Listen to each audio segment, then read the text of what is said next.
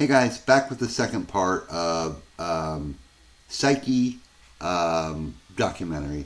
I didn't realize it was so short. I thought it was like 28 minutes. Otherwise, I would have just done it in two parts. However, let's just work on it and we'll do them all. We'll do two more parts back to back and just get it done. All right, let's jump in. We're now at the start of Saiki's career, first modeling, taking singing lessons, a small appearance as a dancer in a music video from May J called Garden, and then scouted one more time during those lessons by her current agency to audition for a newly formed band. An interesting opportunity, right? Oh, I forgot something. Remember those dance lessons Saiki took? Well, you might wonder where her mesmerizing moves come from.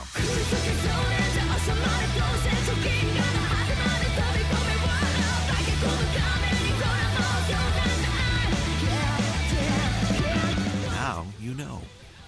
All right, let's get back to Saiki's audition. At first, she was just informed that a band was looking for a lead singer. She didn't know the name of the band, any of the other members, nor the particularities. Hold on, I gotta pause this. Produces a girls rock unit, is looking for members for a new girls rock unit, Band-Maid. Band-Maid, as the name suggests, will be developed as a girl unit that plays musical instruments in a maid costume. Looking for vocals, guitar, bass, drums, and keyboards. Big chance for women who are interested in bands and cosplay.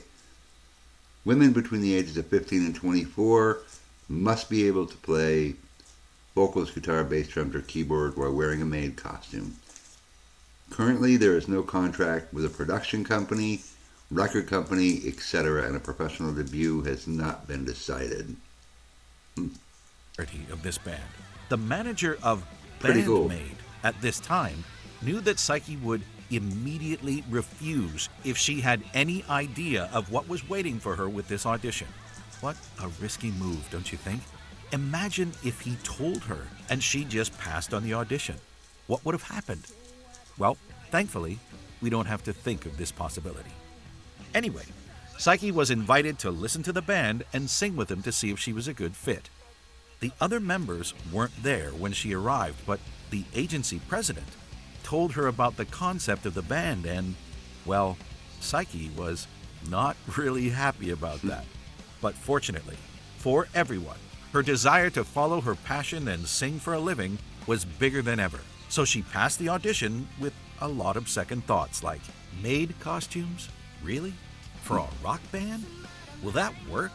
Saiki is not the kind of person who likes to sing cute songs and force herself to be cute just for the sake of it. And don't worry, she will let you know about it pretty quickly. Saiki will also be the first to say that a song is bad if she thinks so. Honesty up front. Band-Maid performed their first Okyuji with Saiki on August 22, 2013 at the Shibuya AX in Tokyo. You can see the short video posted by Akane on Twitter 2 years later.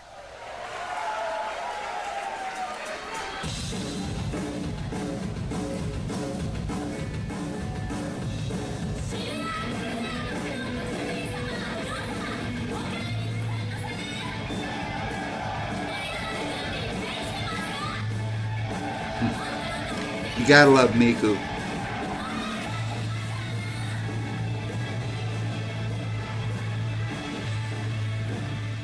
Also, this is the first and only Okyuji where Saiki wears an apron as she took care of it right after the show.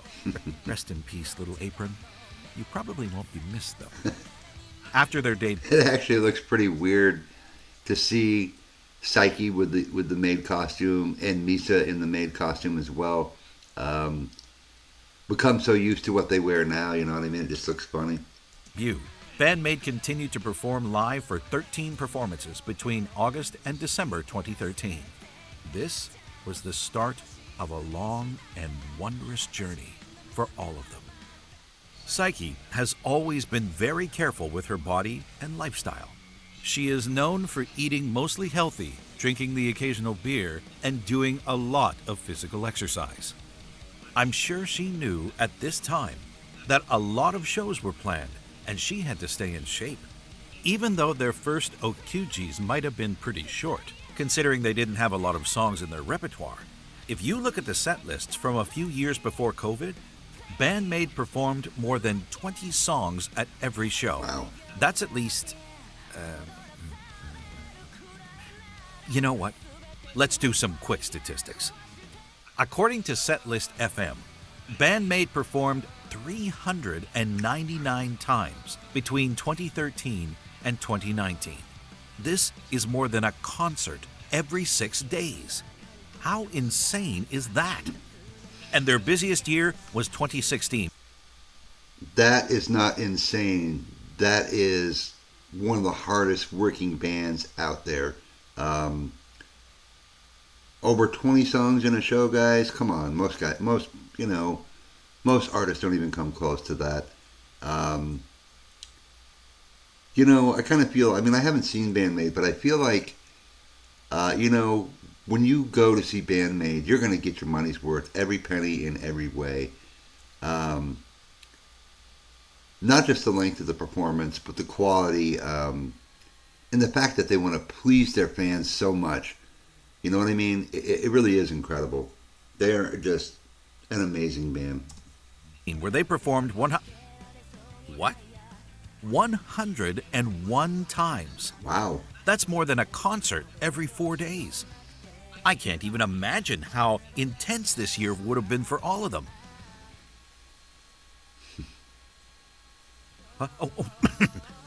Sorry, I was actually trying to imagine it. Anyway, they played 545 songs this year, so that's a song and a half per day. Well, you would have no excuse to seeing them live this year. I mean, if you were in Japan or close to one of the 9 countries outside of Japan where they traveled to, and aware of their existence, of course. That's right.